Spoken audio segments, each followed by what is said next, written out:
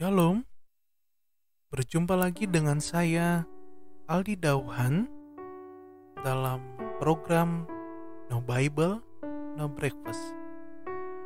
Kita akan melanjutkan kembali pembacaan Alkitab kita saat ini yang terambil dari Kejadian pasal yang ke-11 ayat 1 sampai ke-32. Demikianlah firman Tuhan. Menara Babel. Adapun seluruh bumi, satu bahasanya dan satu logatnya. Maka berangkatlah mereka ke sebelah timur dan menjumpai tanah datar di tanah Sinear. Lalu menetaplah mereka di sana. Mereka berkata seorang kepada yang lain, "Marilah kita membuat batu bata dan membakarnya baik-baik." Lalu bata itulah dipakai mereka sebagai batu dan gala-gala sebagai tanah liat. Juga kata mereka, "Marilah kita dirikan bagi kita sebuah kota dengan sebuah menara yang puncaknya sampai ke langit. Dan marilah kita cari nama supaya kita jangan terserak ke seluruh bumi." Lalu turunlah Tuhan untuk melihat kota dan menara yang didirikan oleh anak-anak manusia itu. Dan ia berfirman, "Mereka ini satu bangsa dengan satu bahasa untuk semuanya. Ini barulah permulaan usaha mereka. Mulai dari sekarang, apapun juga yang mereka rencanakan, tidak ada yang tidak akan dapat terlaksana. Baiklah kita turun dan mengacau balaukan di sana bahasa mereka, sehingga mereka tidak mengerti lagi bahasa masing-masing." Demikianlah mereka diserahkan Tuhan dari situ ke seluruh bumi, dan mereka berhenti mendirikan kota itu.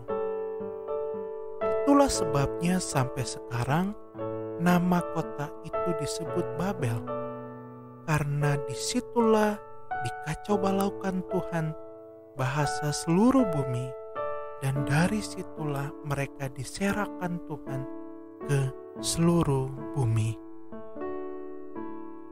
Keturunan Sem. Inilah keturunan Sem.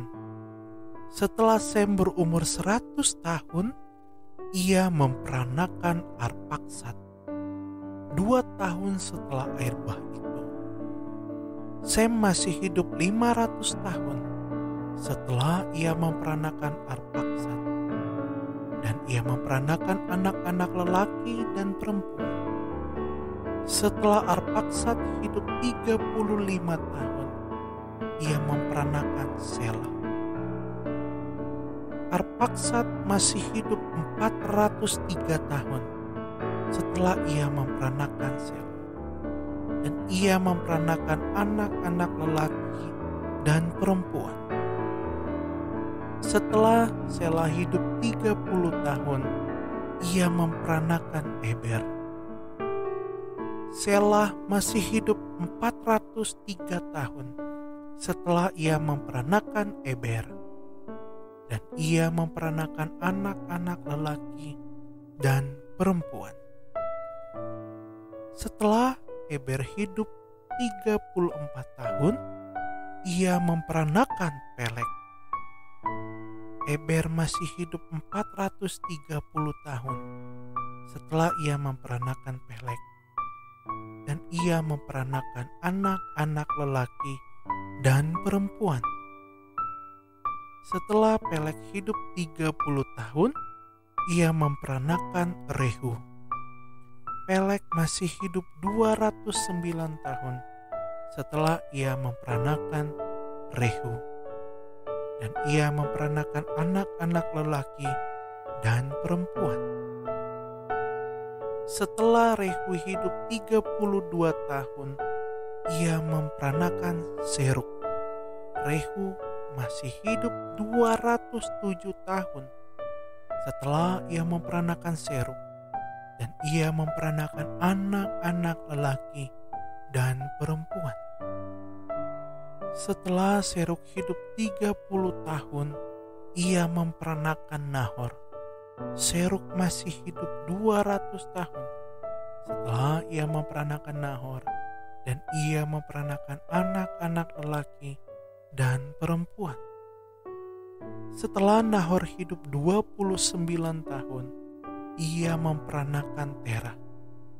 Nahor masih hidup 119 tahun setelah ia memperanakan Terah, dan ia memperanakan anak-anak lelaki dan perempuan. Setelah Terah hidup 70 tahun, ia memperanakan Abram, Nahor, dan Haran. Daftar keturunan Terah.